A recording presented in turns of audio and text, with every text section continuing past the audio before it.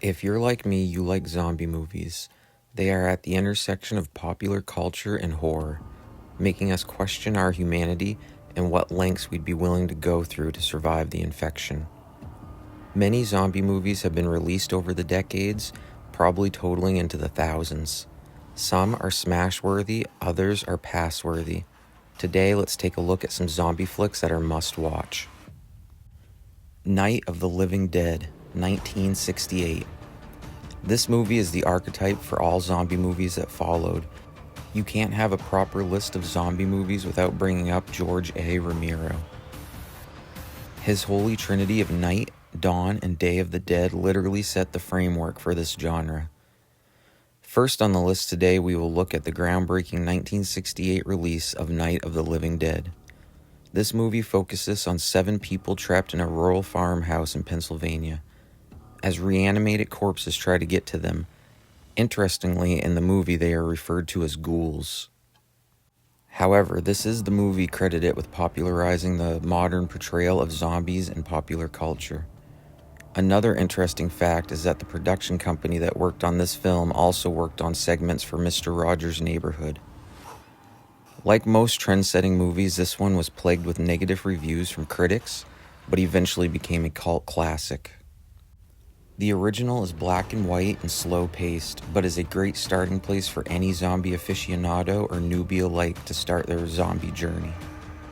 This movie is groundbreaking in many aspects. Released in the 60s and having the lead character played by an African American showed the audience Romero's vision for the future of cinema.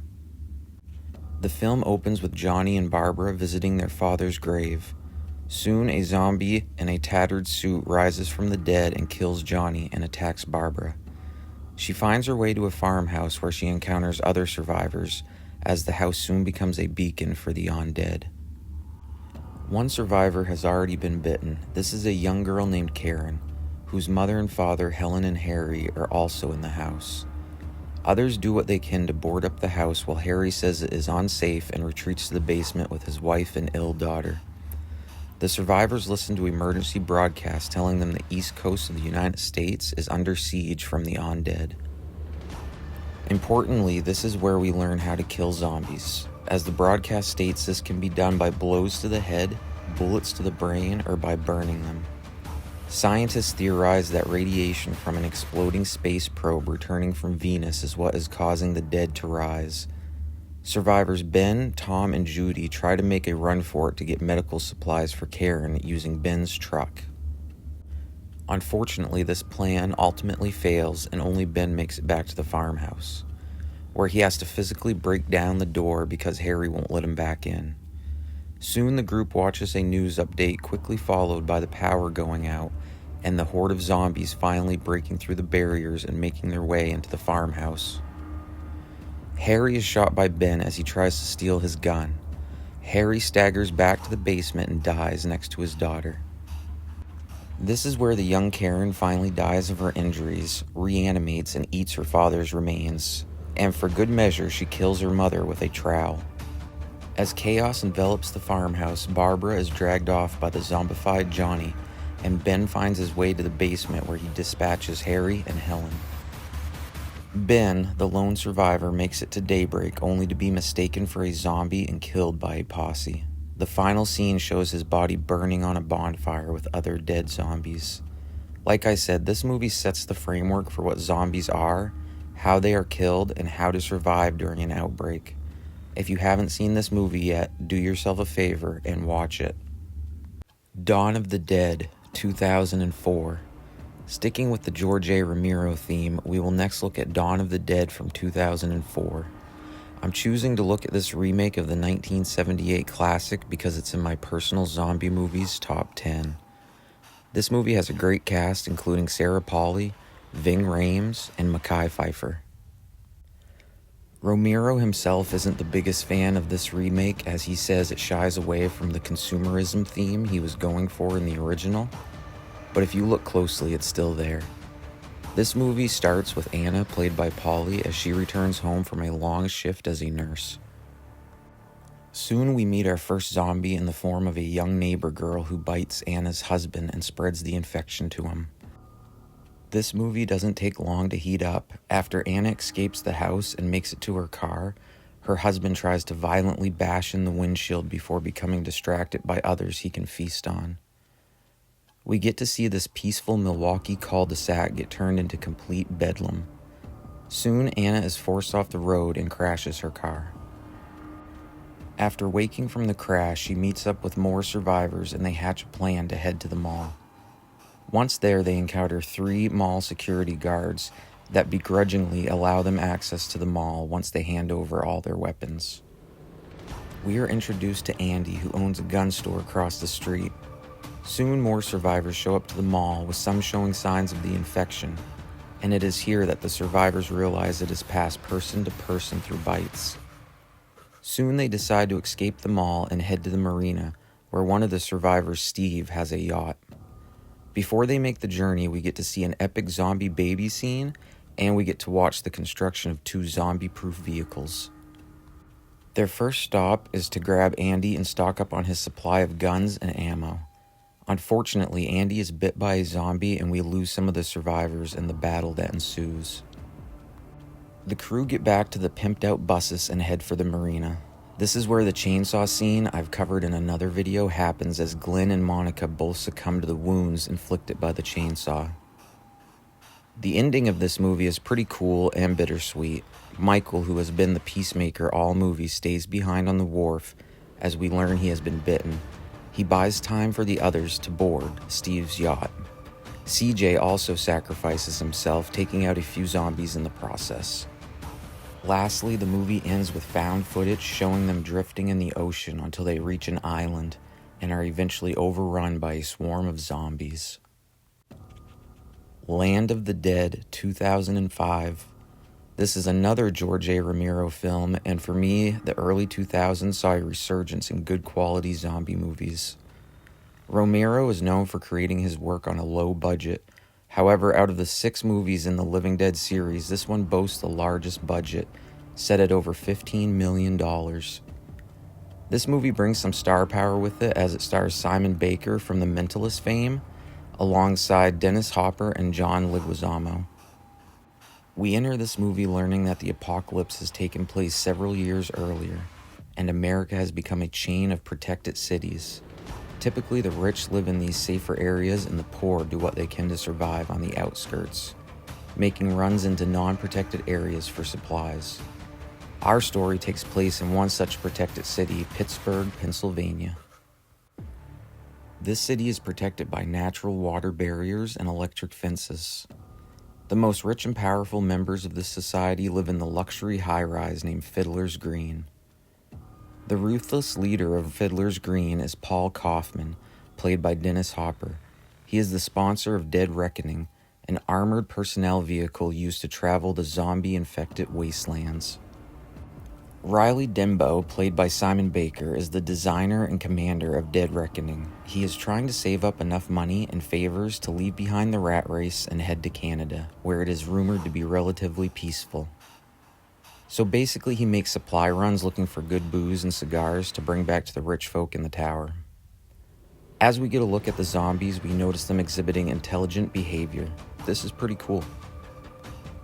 A former gas attendant zombie tries to use the gas pump, or a cheerleader zombie will still try to perform her cheering routine. It's almost like they remember part of their former life and try to live it out. As the story continues, Riley and his right-hand man Charlie save a prostitute named Slack from a zombie cage fight. This seems normal. I mean, even in the end times, boredom can get the best of us. The story also revolves around Cholo, played by Leguizamo, who is the second in command of the Dead Reckoning. He is trying to do as much dirt as he can for Paul in hopes of getting his own suite in Fiddler's Green. Soon they head to the wasteland. An interesting way they try to distract the zombies is with fireworks known as sky flowers. Pretty neat concept. Although, as the zombies become smarter, this tactic fails to have the same results it once had. Besides the drama playing out between Cholo and Riley, we notice the zombies headed by Big Daddy start to mass and head towards the protected city. In another awesome scene, they learn that they can just drop into the water and basically walk the river bottom to get to the other side. This was thought to be impossible and catches the city by surprise. Chaos ensues as the zombies take over the city. Riley has the chance to destroy them with Dead Reckoning but decides against it. Riley and his group of survivors instead make their way to the promised land of Canada. This really is a great zombie movie with a great cast. I feel as though this one might fall under most people's radar, but please give it a watch and find out for yourself. Maggie, 2015. This movie stars Abigail Breslin and Arnold Schwarzenegger. It is a dramatic departure from his better-known action roles. Maggie takes place after a zombie infection known as the Necroambulous virus has decimated the world. Taking place in the Midwest, the world is trying to put itself back together, but there is still a lot of work to do. Maggie, played by Breslin, calls her dad Wade, played by Arnold, leaving a message that she is in trouble in a broken city under curfew and that she has been bitten on the arm, urging him not to come find her. But come on, it's Arnold. What do you think he's going to do? After searching for 2 weeks, Wade finally finds Maggie in a hospital for the infected.